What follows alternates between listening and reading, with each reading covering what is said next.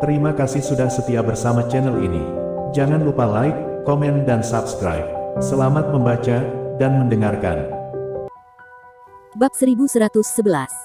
Kamu salah besar, Shirley. Aku sama sekali bukanlah seseorang yang baik atau murah hati. Kamu tunanganku, dan sampah ini sudah tidur denganmu. Jika aku tidak memukulinya sampai mati hari ini, aku bukanlah Wilton Norton. Kemarahan membanjiri pembuluh darah Wilton, dan matanya dipenuhi amarah. Shirley Lancaster, aku terlalu baik kepadamu sebelumnya, dan kamu mengabaikan kebaikanku begitu saja. Beraninya kamu tidur dengan pria lain, di saat kamu masih menjadi tunanganku.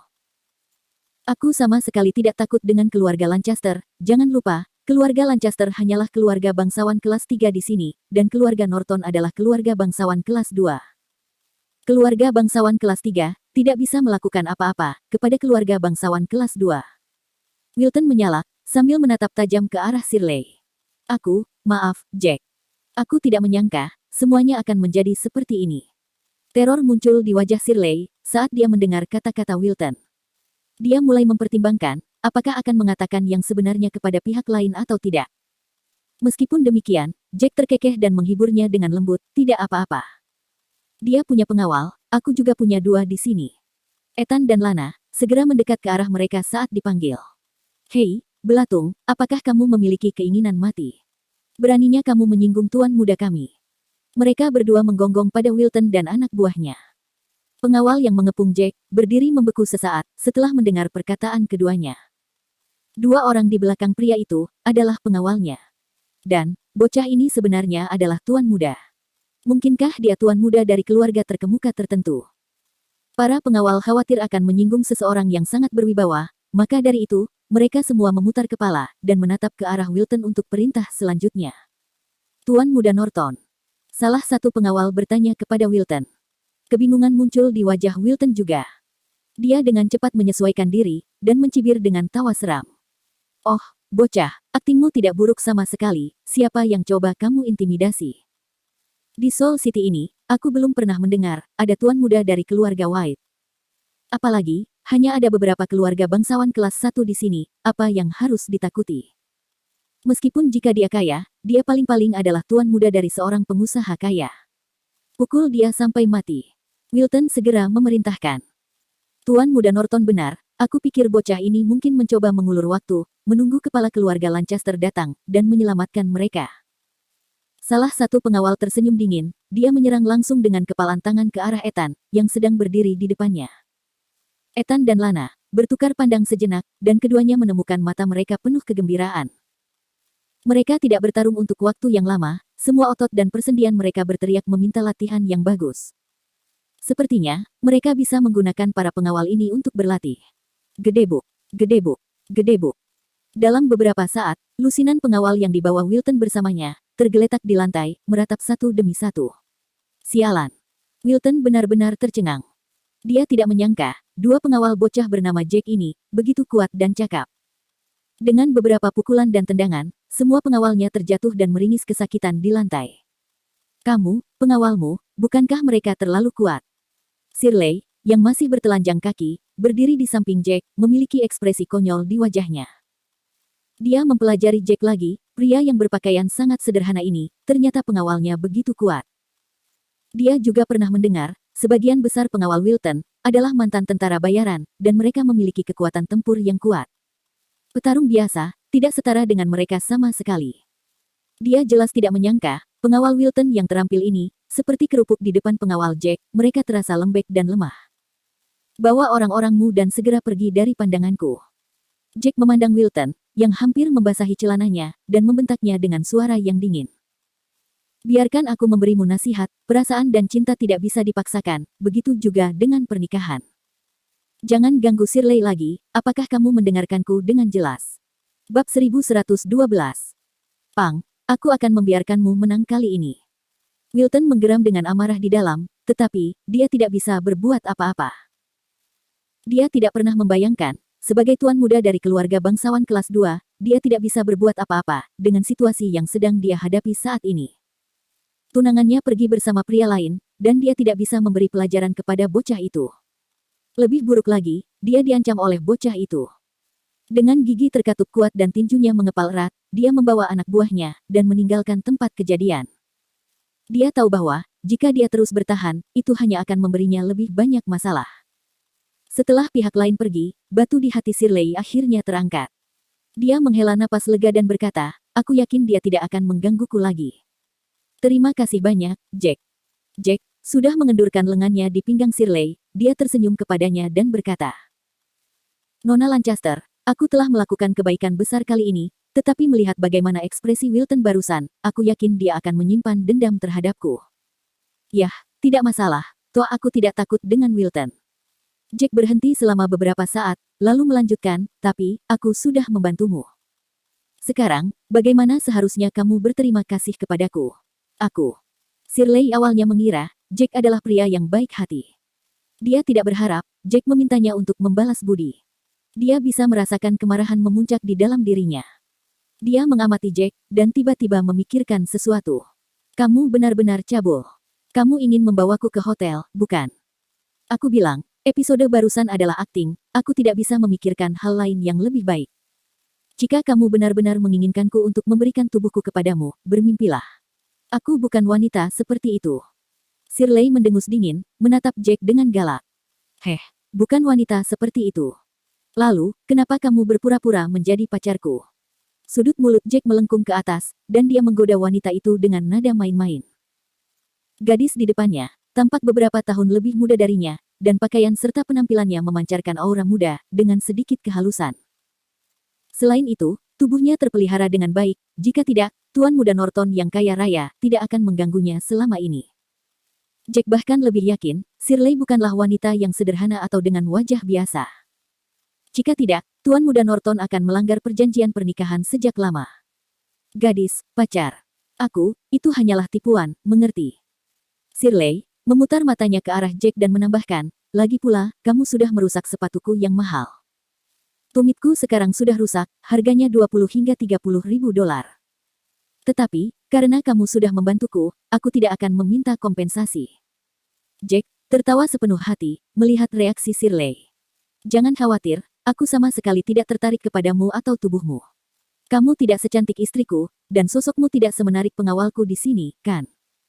Ketika Lana mendengar referensi itu, hatinya senang bukan kepalang.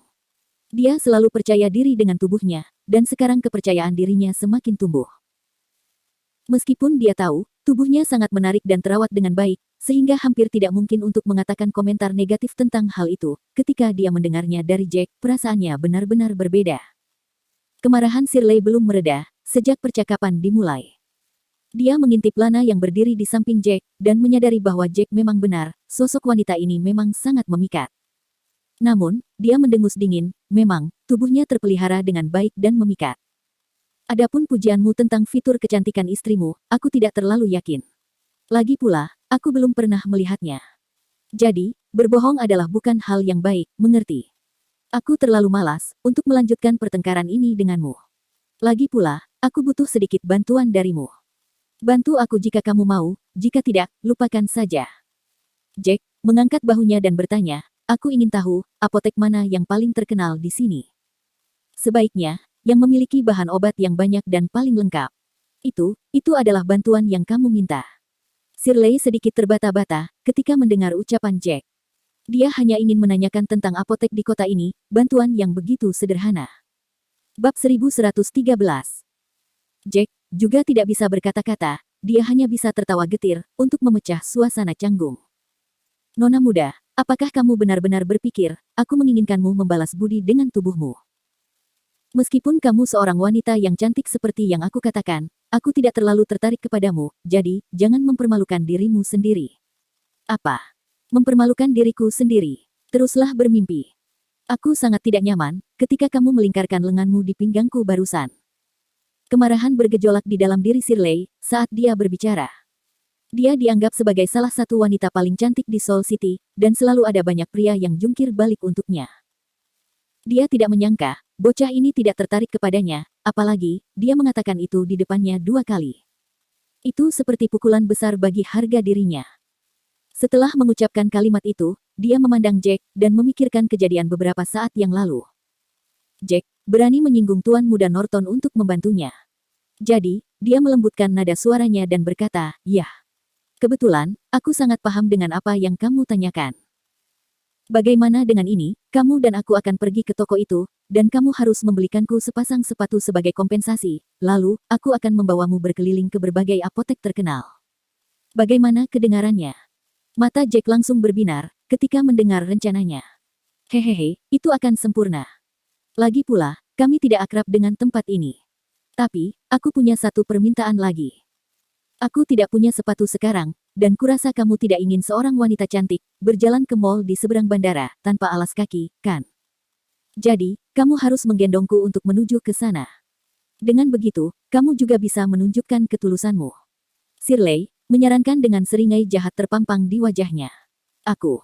Wajah Jack berubah tidak sedap dipandang mata atas permintaan itu. Beberapa garis horizontal terbentuk di antara alis Shirley saat dia melihat keengganan di wajah Jack. Ada apa? Aku dianggap wanita cantik, dengan aura mungil. Banyak pria di luar sana, yang menunggu kesempatan seperti ini. Kamu hanya perlu menggendongku ke mall, kenapa kamu memberiku tatapan enggan seperti itu? Dia berkata dengan nada putus asa. Apakah kamu tahu siapa dia? Beraninya kamu meminta dia untuk menggendongmu. Apakah kamu tidak takut mati? Lana, yang menyaksikan seluruh percakapan itu, tidak tahan melihatnya berlanjut lagi. Jack adalah prajurit tertinggi, bagaimana dia bisa meminta Jack untuk menggendongnya? Sungguh konyol. Dalam pandangannya, karena fitur Jack yang tampan, Shirley pasti jatuh cinta kepadanya pada pandangan pertama, baru kemudian, dia meminta dengan konyol untuk menggendongnya. Mungkin, wanita ini bahkan tidak tahu di mana apotek terkenal itu. Namun demikian, Jack dengan cepat melirik Lana, memberi isyarat kepadanya untuk menutup mulutnya. Rupanya, Jack masih khawatir, Lana, secara tidak sengaja, akan mengungkapkan identitasnya sebagai prajurit tertinggi. Siapa dia? Bukankah dia Jack White? Aku tidak percaya, aku akan mati hanya karena dia menggendongku di punggungnya. Shirley memprotes kepada Lana. Ayo kita bergerak. Jack berjongkok dengan tatapan tak berdaya. Shirley merasa puas, dan segera melompat ke punggung Jack, dan berkata kepada Lana, kamu, bantu aku membawa koperku. Ini adalah tugas yang sederhana, dan itulah yang harus dilakukan pengawal, kan? Dan, kamu tidak bisa membiarkan tuan mudamu membawaku, dan di waktu yang sama, harus membawa koper, kan? Jack menggendong Shirley di punggungnya, dan berjalan ke arah pusat perbelanjaan besar melintasi zebra cross. Lana mengikuti di belakang mereka dengan wajah jengkel. Dia mengepalkan tinjunya dengan erat, dan meninju Shirley beberapa kali, tetapi hanya dalam imajinasinya. Biar aku saja, Lana. Membawa koper, seharusnya menjadi tanggung jawab laki-laki. Melihat wajah Lana yang panas dan mendidih, Ethan segera menghampiri dan menarik kopernya. Ngomong-ngomong, Lana, jangan bilang kamu menyukai tuan kita. Ethan berbisik pelan. Jangan bicara omong kosong. Lana menatap Ethan dengan tatapan mematikan.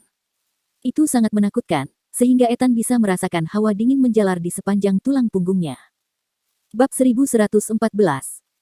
Segera, Jack tiba di mall di luar bandara, dengan Shirley di punggungnya. Wajah Shirley merah padam, saat dia berada di punggung Jack. Aura jantan yang dipancarkan Jack, membuatnya sangat gugup, dan dia tidak bisa mengerti, mengapa pria ini, yang membuatnya marah, akan memberinya perasaan seperti itu. Hei, apakah tubuhku terasa berat? Shirley memikirkannya, dan dengan sengaja bertanya kepada Jack, untuk meringankan suasana. Kamu baik-baik saja. Jack menjawabnya dengan acuh tak acuh, dalam beberapa kata. Dia membawa Shirley ke toko sepatu, yang dia lihat di depan. Oh ya, apakah kamu yakin ingin membeli 2 pasang sepatu? Tentu saja, kamu sudah merusak sepatuku, apakah kamu tidak mengerti tentang kompensasi ganda? Shirley membuka mulutnya yang halus, dan berkata dengan arogan. Baiklah, kompensasi ganda. Jack tersenyum pahit. Ya ampun, sepupu. Apakah kalian sedang menjalin hubungan? Ketika mereka selesai berbicara, seorang gadis muda yang sedang mencoba sepatu di toko itu, segera berlari ketika dia melihat Shirley. Gadis itu membuka matanya lebar-lebar, dan bola matanya hampir keluar dari rongganya, karena dia sangat terkejut. Biarkan aku turun sekarang.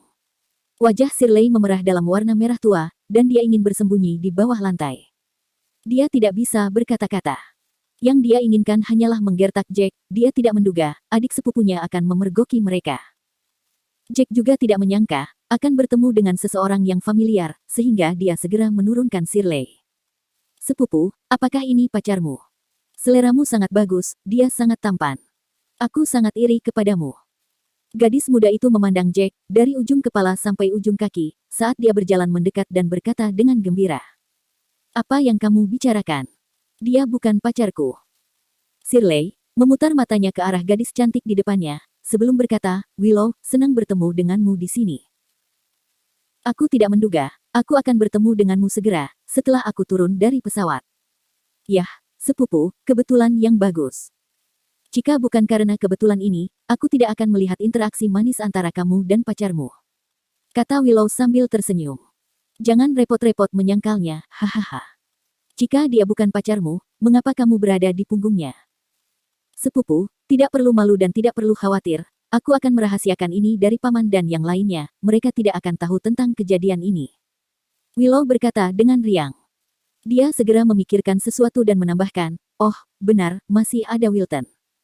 Dia juga tidak akan tahu tentang kejadian ini.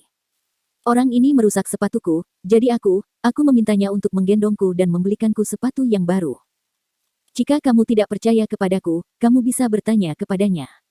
Shirley melirik Jack, dan dia mulai menghisap rokok yang dia keluarkan. Shirley terdiam, karena Jack tidak berkata sedikit pun, untuk membantu menjelaskan. Sebelumnya, dia melakukan ini untuk membuat Wilton marah. Hal ini akan merepotkan, jika Willow salah paham tentang kejadian ini, dan orang-orang akan mengetahuinya. Bagaimana dia akan menjelaskan kepada ayahnya dan yang lainnya? Dia benar, jangan salah paham, aku hanya mengganti sepatunya. Jack tersenyum kecil, dan berkata kepada Willow. Bab 1115. Mata Willow berbinar, ketika mendengar apa yang dikatakan Jack. Dia berjalan ke depan, dan menatap Jack dengan matanya yang cerah. Hei, apakah kamu masih lajang? Kamu sangat tampan. Karena kamu bukan pacar sepupuku, bagaimana jika kamu menjadi pacarku? Meskipun aku tidak secantik sepupuku, aku tidak terlihat buruk juga.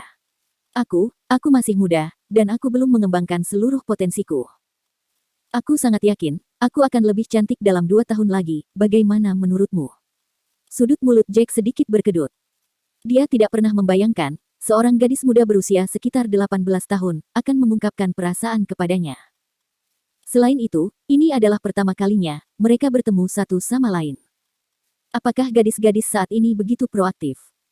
Nak, berhenti main-main, aku bukan dari Soul City, dan aku di sini hanya untuk menjalankan beberapa tugas. Kebetulan, aku membutuhkan bantuan sepupumu, untuk sesuatu. Jack tersenyum tak berdaya, dan berkata kepada Willow. Willow mengerucutkan bibirnya, dengan sedih dan berkata. Ini sangat membosankan.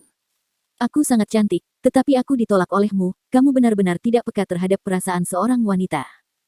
Sebaiknya, kamu cepat memilih sepatumu.